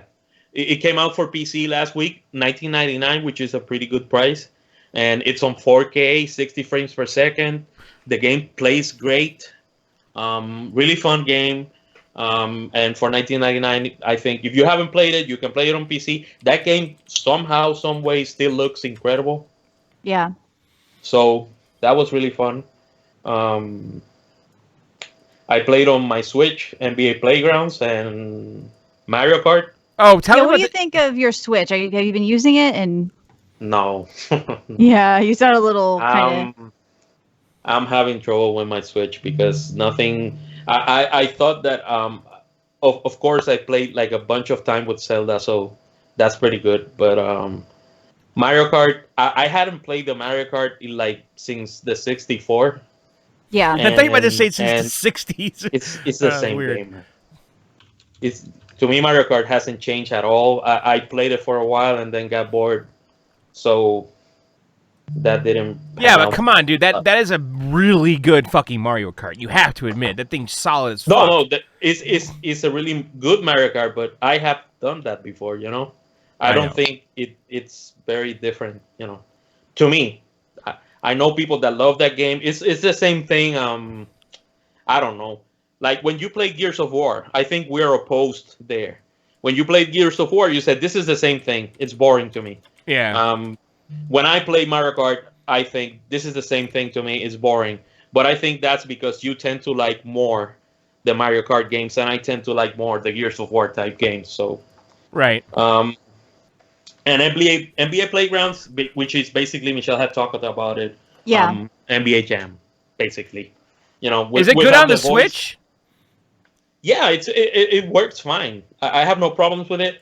It kind of irritated me because when you are an NBA fan, you have the players that you are a fan of. Yeah. And the game doesn't give you those players. It gives you random players that you have to select. And then as you keep winning games, they give you some cards, and those cards are different players. But I'm not interested in that. If I am a fan of LeBron James or of Kevin Durant and I want to play as them, I should be able to pick them. I don't want to be playing hours and hours and hours to just try to get that card, because I don't know. That, to me, that was a bad decision. But that's on all the games, so whatever. That's not exclusive to the Switch. They did that on everyone. Right. Are you playing it in handheld mode, by the way, or are you TV in it? I play it on. I basically I did something. I think I put the picture on Twitter. I have a case for my Switch, and I hang that case on my. It fits well on my steering wheel of my car, and it's hanging from there, and I use the controller. So basically, that's how I play it. Right. On my breaks, on lunch breaks, and that I hang it on my steering wheel of my car, and I use the controller, my Pro controller, and that's how I play it basically. So you kind of feel like you're buying games maybe just to use the Switch a bit more, or okay, like and I'm trying to stop that because it makes zero sense. Right. But they just announced the. Did you play ARMS, by the way? The ARMS demo? No, I have zero interest in ARMS, frankly. You wouldn't even try the free trial or whatever the fuck you want to call it, the beta? No, because the thing about the beta is that it almost happened to me with the Splatoon, that it's at certain times and I have to calculate what time it's gonna be on my time zone, and I said, you know what, fuck it. If they can't say this is gonna be on for 2 days and it's the complete day, I don't care. So I didn't even try it. I didn't even go look for it.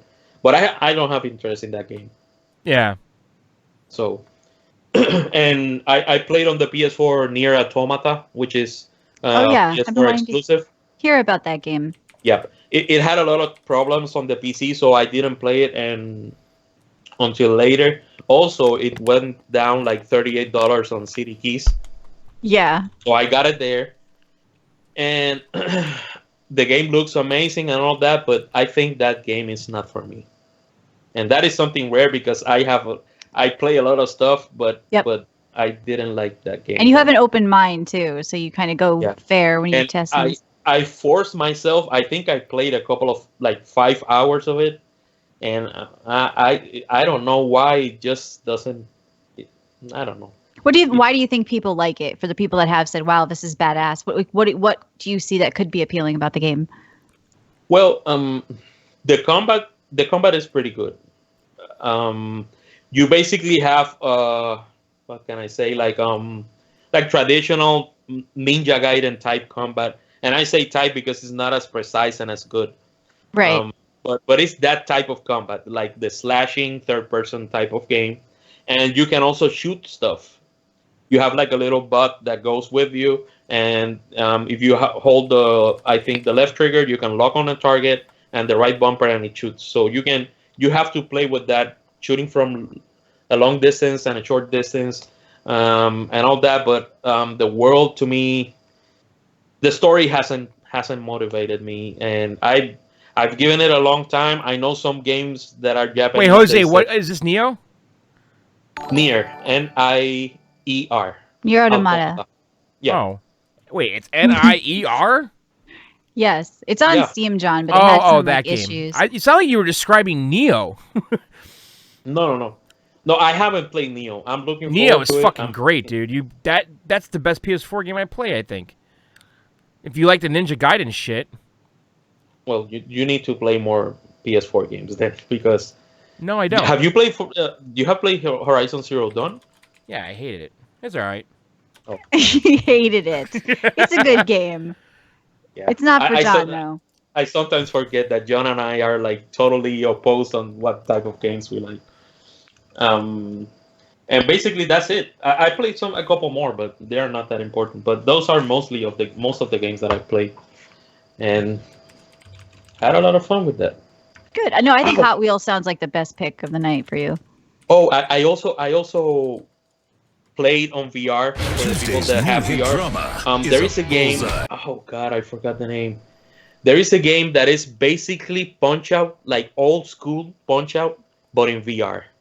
That game is so much fun because basically it's the cartoon characters with the ticks and all the stuff that they've done, and you have to learn their ticks. You know that in Punch-Out, when for example the dude like blinked, you could hit him, stuff like that, or when he rubbed his belly, you could hit him. Right. Well, that type of stuff, but in VR. But you don't remember the name? Knockout League, is that it? Yep. That's it. Knockout League. Okay. That game is so much fun, so good, and basically it has like five. I haven't finished it. It has like 4 or 5 different boxers, and each has their own different ticks. I do warn people that when you know what the dude is gonna do, it's gonna start becoming easier, the game. Right. Because it looks kind of cool. I mean, what's it like boxing in that? It is really fun. Yeah. Yes, it is really fun. So the people that have VR, I recommend that game. It's on Steam. So, and you can play it. I played it with Oculus, but I'm almost. Now, are you like standing still, like in one little area, or what? Yeah, you can move side to side and you can dodge punches, but it's like the scale room type thing. Yes, you can move around, but you can't move too far back because then you're not gonna reach them. So I basically stayed on the same place and I dodged side to side, front to back, got down. You can block those type of stuff. So, but I do recommend it to the people that have VR. And if you like Punch-Out as a kid, it's a really great experience. I don't know how many people did that game, but the graphics look amazing. You are basically fighting a cartoon, and it looks incredible. So yeah, I know you said they're giving away Star Trek Bridge Crew with HTC Vives, right? Yes, yep. If you buy the HTC Vive, I read today that they are including that game, the Star Trek game, for free with your Vive. So okay, and that's it. But that's not like really a big deal, though. It's like, right, that you're getting that game for free. I don't know. It seems. Well, I think it's cool because they're kind of looking at it as like maybe not the killer app, but just like something everybody like. The more people have that game, like Jose was saying, I think the better it's going to be. And another thing is that it's pretty cool that they are changing the game that they give with the platform, right? Because nobody wants. Well, maybe some people do, but you don't want the game that the VR started with because that game is old now. Maybe there's better experiences that you can have. Yeah, John, the Nintendo fan, finds it weird that they're actually packing in a game with a console quote because like nobody does that anymore, right? No, I'm just saying like it's a very expensive thing to buy. Is this like a $30 game? How much does this game cost? Yeah, because now it's like saying this is probably a $60 game, I'm sure, or $50 game, I guess. Well, that might be it's England. $50. Yeah, but I mean, to say it's like I don't know. It's like the principle. I'm not complaining about it. I can pick up this HTC Vive and I get this game I want. It comes with the game, right? Yeah. So I am not complaining about it. I'm just wondering how enticing that really is. But that would be the type of game that, for example, if you, Michelle and Matt, your best friend Matt, not the one that you hate, John, the other one. His lover. Yes. Okay. If you, Michelle, and Matt play that game, that would be really funny. I mean, you would have. That's why I said you would be laughing your ass off, making instructions and all that stuff. The people would be fighting at the beginning. Which one is the captain? Which one wants to control the ship? Which one wants to control the guns? And it seems like a great time, but it seems to be a game for a group of people. Right. So that's the drawback. So you want to talk some news then, or what are you drinking today? I'm drinking a diet, a Coke Zero, not diet, because John doesn't like when I call it a Diet Coke Zero. I'm drinking a Coke Zero. Okay. All right. Where do we want to start with news tonight? Because we just kind of, John and I, we spammed a bunch of news stories and we didn't really know what we wanted to go over. Well, I kind of wanted to just talk about this story because, I mean, this is just more like just food for thought.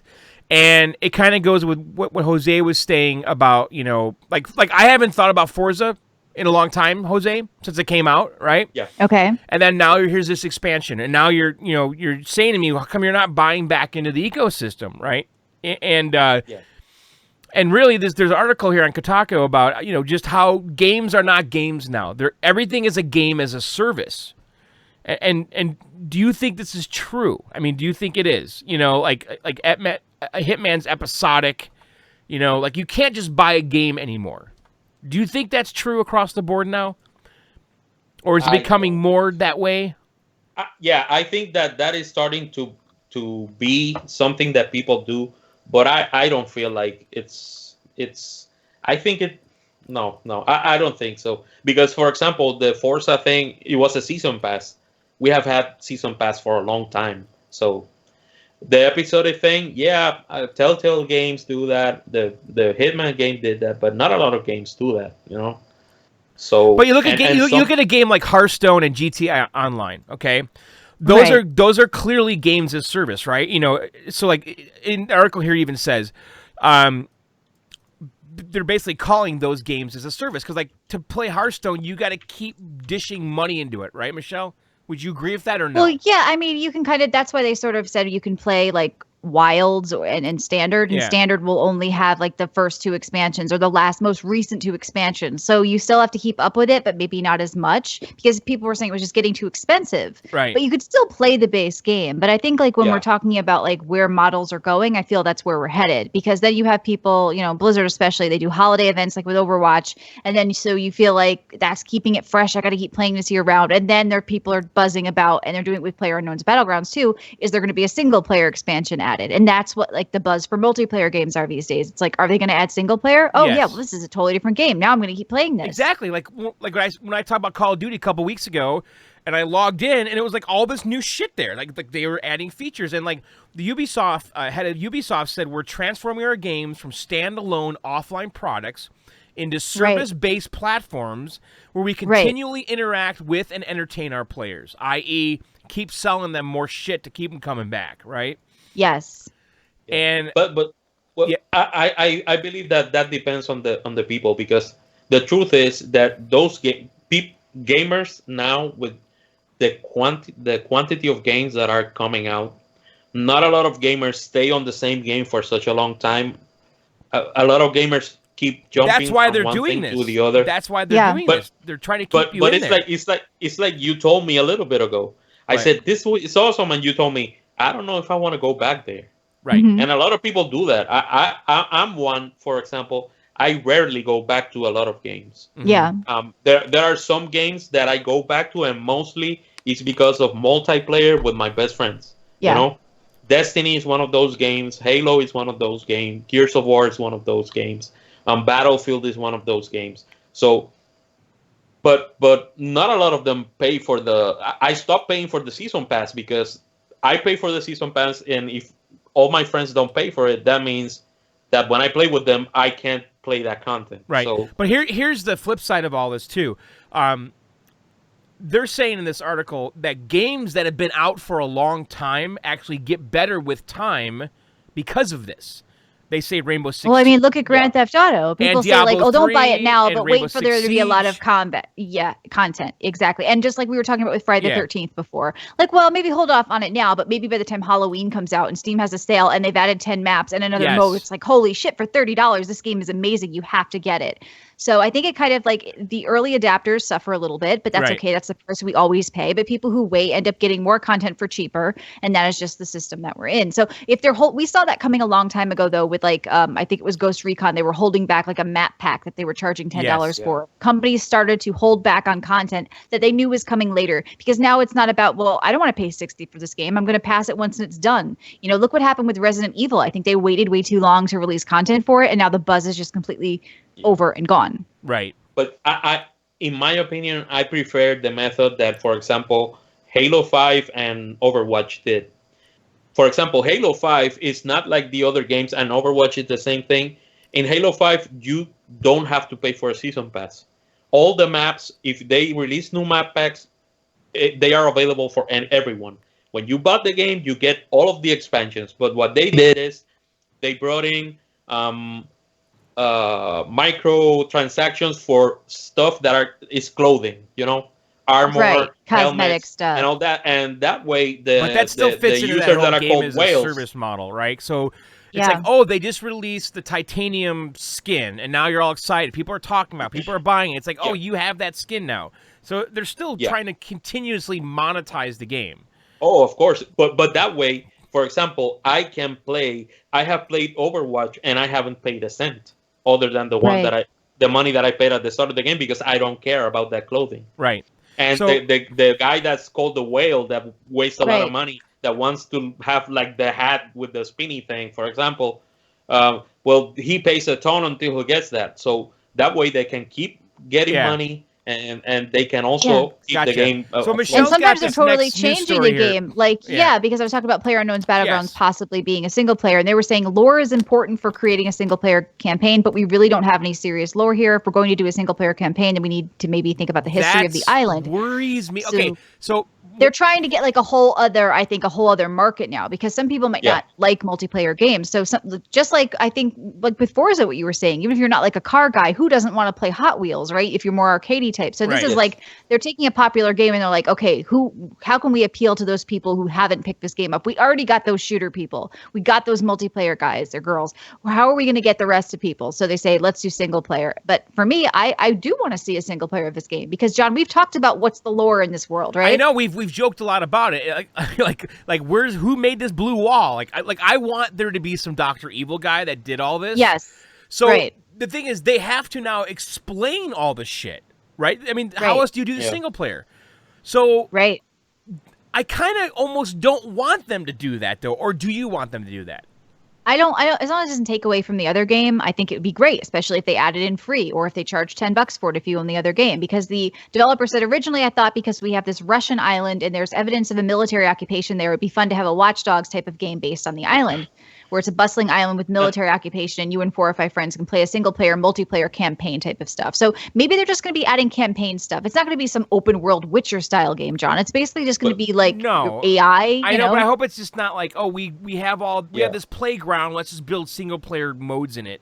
But the thing is, there's going to be mods that people create, like with this game, that are going to be amazing. That are going to, like, a game like PlayerUnknown's Battleground is going to live on long after because of the mods and the different game styles that even like users create, let alone the developers. But I feel like you're already getting enough for your money because of just how unique the game is. The other thing that gets me curious about that is, I don't think a single player expansion is a very smart idea for that game. But it won't be an expansion. You got to understand the game's not out yet. It's just going to be some co-op missions, though. I don't think it's. The thing is, if I'm a player of Battle Undergrounds, I'm thinking, okay, PlayerUnknown Battlegrounds and Lewis. What's her name? With Lewis Lane.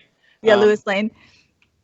The thing is, if I am a player of that, I think I would be like, no, I want you to keep working on this side, right? Until you get it right ahead of time and stop all the bugs. And get the graphics looking better. I don't think they're talking about. They're just talking about like ideally they'd like to do it, and I think it's like if it even happens, it's down the road once this game comes out. I'm just saying I'm not necessarily opposed to it if they're going to add some co-op missions, because those I think are a lot of fun with friends. And I think a lot of people were angry with I think it was Ark. I don't know. There was one of these games that was ahead of time, and you were basically paying for playing their beta and their beta or however it said. And the people were angry because they released DLC that was paid content, and they were like, "What are you doing? The game isn't out yet. Why are you doing this? So yeah, it's kind of I'm curious about it because I don't play that game, so it doesn't affect me. But I'm curious about it. Yeah. So Michelle, digital video game sales hit $7.7 billion in April. This is digital only, not physical. Well, a lot of people are moving to that, but they aren't as tracked, which is why when you look at sales of a game, you can't necessarily see how many sold because digital stuff isn't. But here's the thing: last month, March, or I guess 2 Mm-hmm. months ago, that was the all-time record. It was $8 billion, the all-time record. Right. And so last month was close, but I thought it was interesting though what the top selling titles are. So like on PC, you can see my fucking thing. Right. Like on PC, like number one is League of Legends. Yeah. And the thing is, the games vary though. Like on console though, it's FIFA. But League of Legends to me seems more like a console game, doesn't it? Oh no, League of Legends is a PC game. League of Legends is a MOBA. I don't know. Yeah, it's like major esports. I'm sorry. I was thinking of this fucking stupid Mortal Kombat game. Okay. Justice League. Was that what it's called? Injustice 2? The fucking Mortal Kombat Batman game. I was thinking of that. Injustice 2, yeah. Okay, so number one is League of Legends. Number two is Crossfire. What the fuck is that? I can't see what you're looking at. That's like a shooter, I think. It's just like a cheap shooter. If I remember, Crossfire is not like just like a cheap shooter. My God, it looks horrible. That's number two? What? Get out of here. Well, this is worldwide. You get a lot of people playing like cheap. It's like a fake games. Counter-Strike game. Number three, I mean, Asia's included in this. Don't forget. This list is fucked up. Number 3 is New Westward Journey Online 2. Yep. Number 4, Dungeon Fighter Online. Number 5, World of Warcraft still. Number 6, World of Tanks. Well, World of Warcraft is on twice. World of Warcraft East and World of Warcraft West. So those are two different versions of the game. Yeah. Yes. PlayerUnknown's Battleground. So look at Blizzard. They're on the list, 3-4 times. Yeah. So And Go. Counter-Strike Global Offensive is right there at number 10. Yep. It's so weird. I've noticed that what? I play a lot of games on my PC, but I noticed that I am very, very different than the normal PC player because I think the same way that John is thinking right now. I see that list and I'm like, what the fuck is this? I know, like New Westward. This is worldwide, though. You got to think about. And a lot of people like a lot of free games, a lot of MOBAs, right? A lot of cheap stuff. But this is top grossing dollars. But you got to think about like PC gaming is so much of a bigger pool than console games. Like everyone who buys a Nintendo Switch is probably like a similar type of gamer, right? But PC reaches like all sorts of people from every gamut all over the world. And I think that you're seeing a lot of these games, which is being influenced by the world. And if you saw US only, it might make a little more sense. Let me real quick just rattle off. There are people that... Oh, sorry. I was going to just rattle off the console games real quick, just to get a quick contrast. Really quick. FIFA 17, Battlefield 1, Grand Theft Auto 5, Call of Duty, Infinite Warfare, Ghost Recon Wildlands, Black Ops 3, Overwatch, Persona 5, Destiny, and NBA 2K17. So it's a lot of shooters on console, and 2 sports games. That's interesting. I'm surprised that Wildlands is so high on that list. Well, a lot of people co-op stuff. Yeah, that's what I was gonna say. A lot of people that play Wildlands play it because they get with their friends, and supposedly it's a great experience. Yeah. If you're playing with a group, and it seems like it. It's like a GTA 5 type stuff. I don't play online GTA when I'm alone, but when I'm with my friends, we play together, and it's really fun. So yeah. All right, I wanted to read something. A new Assassin's Creed protagonist seemingly leaked by a T-shirt. Oh. Yeah. Apparently, somebody posted a picture. It says Bayek on it. I don't know what that means. And the new Assassin's Creed character has like a bow. It looks like they're going back to prehistoric times in a sense. Like I guess not prehistoric, but I don't know, like going way back as almost a prequel again. Right. We're not pushing forwards to the future. And I don't know, some people are excited about his look. Some people aren't. I mean, this is a game that I feel like lost me a long time ago, but I always felt like it had such potential if they had handled sequels properly and really, like we were just talking about, those expansions that people add on, like making it a different game. And I feel like they never really tapped into it, but were releasing these games, every year. And now they've kind of panned back on it.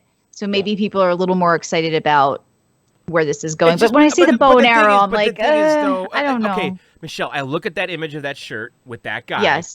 Yes. And all I think of is sameness. Like, it's just... Yeah, exactly. It doesn't change. It never fucking... Like, you're not an assassin, now you have an assassin with a bow, right? Right, but he's still got the same look in his body and his clothing. It just feels the same, right? Which I get. Right. I mean, you want there to be some continuity and kind of own a look.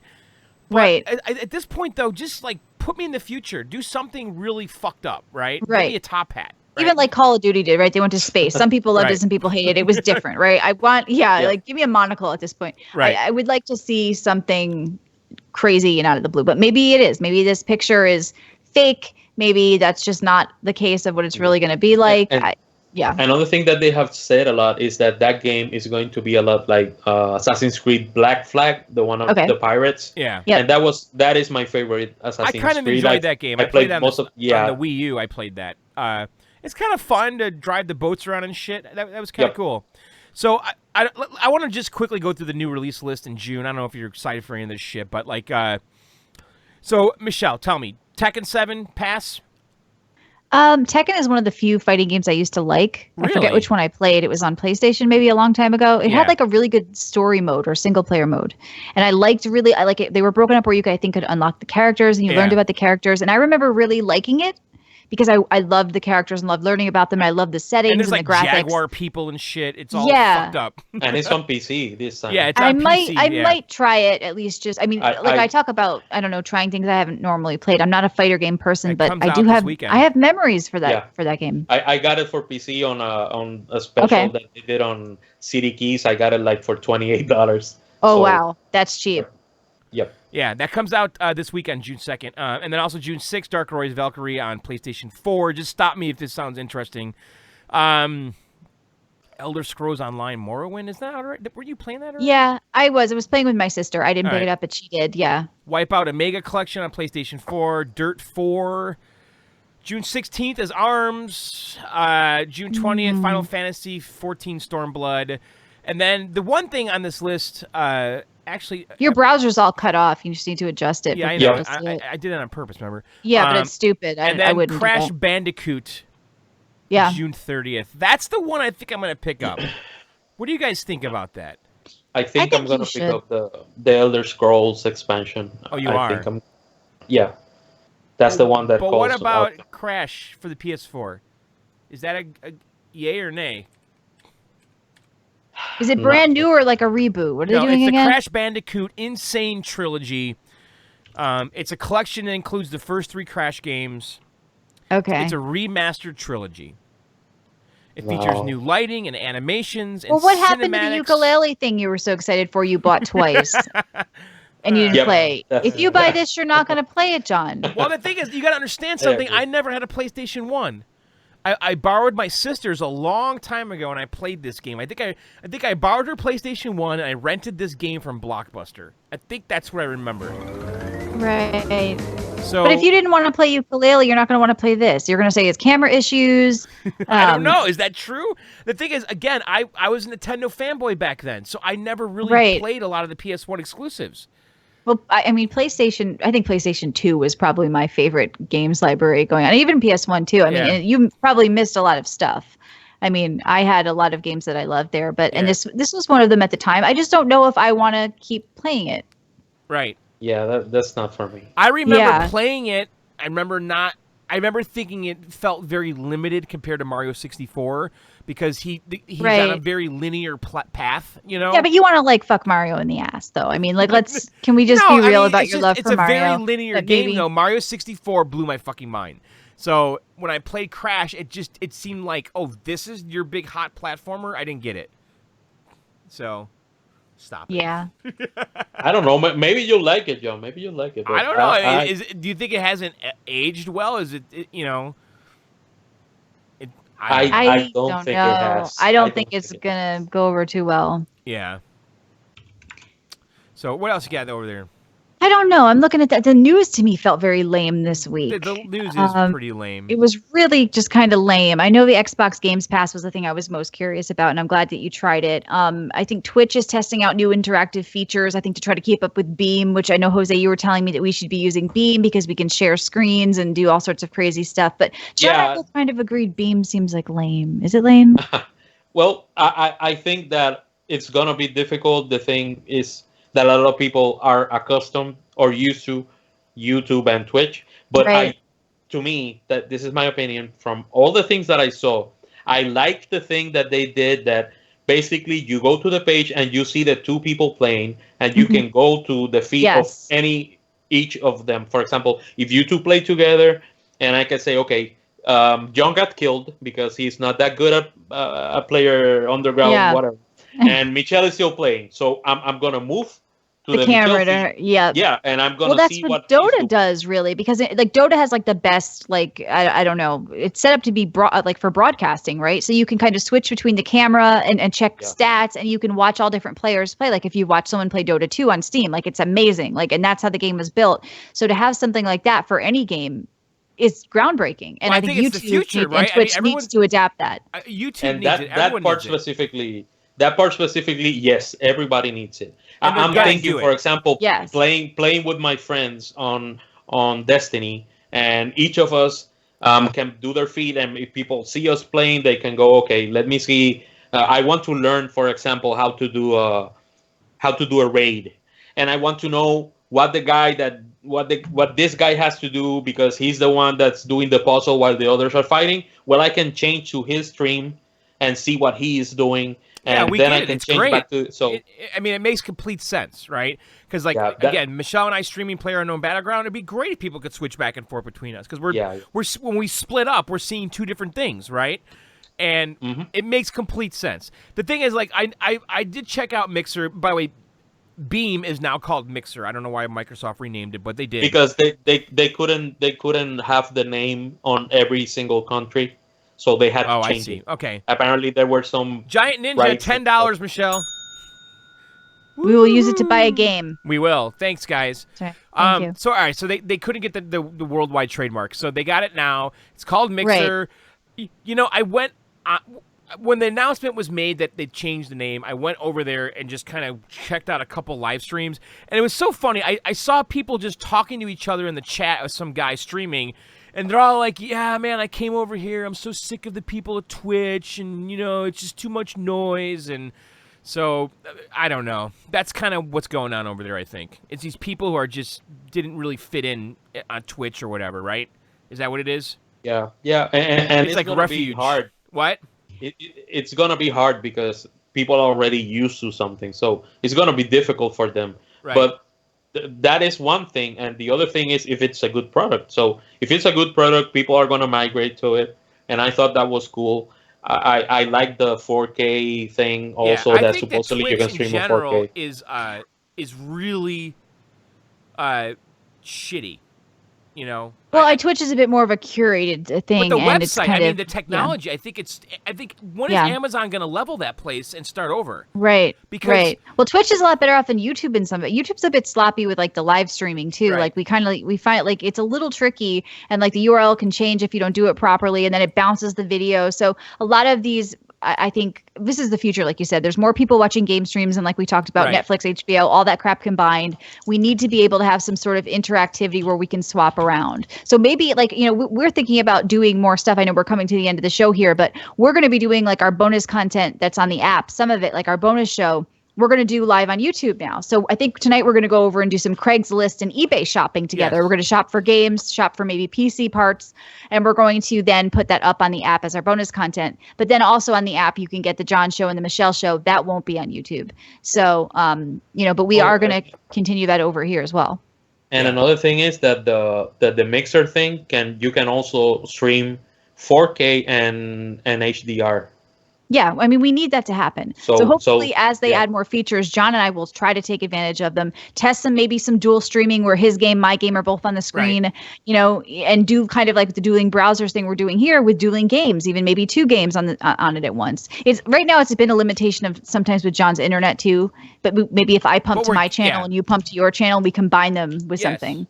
But I mean, we're getting better. I mean, I've been doing 1080p 60 the last few nights, and it's working. Yeah. It's working better. So I think overall tonight, our first stream was a success on YouTube. If you're listening to this, obviously not live, which the majority of you are, any little issues you hear are going to be ironed out next week. You know, we're going to make sure we keep it.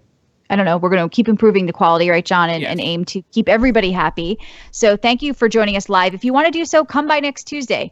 youtube.com/VGO chat, or visit our website, videogameoutsiders.com, and click on VGO Live. Also check out riotcast.com, and we're going to get them to embed over there, and check out the other shows there as well. What else? Go get our app, find us on Twitter. Yeah.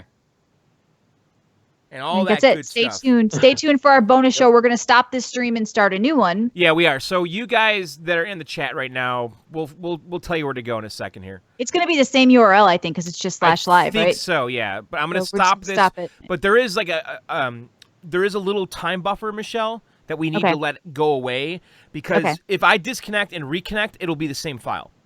Okay. Because they have a little timer that, you know, oh, you disconnected and you came back, right? So we need to be offline for a couple minutes, which is normal for us anyway. And this video is going to get uploaded to YouTube permanently, right? It's not going to get disappeared? Yeah, it's in there right now. Deleted, rather? Yeah. Okay. I have a local backup anyway. So. Okay. All right, I'm going to stop. Thanks, Jose. All right, guys. Thanks for listening. Thanks for watching. Thanks, Jose. Thank you. John, remember to play Forza Horizon Hot Wheels. Maybe I will. Video Game Outsiders? Out. Out.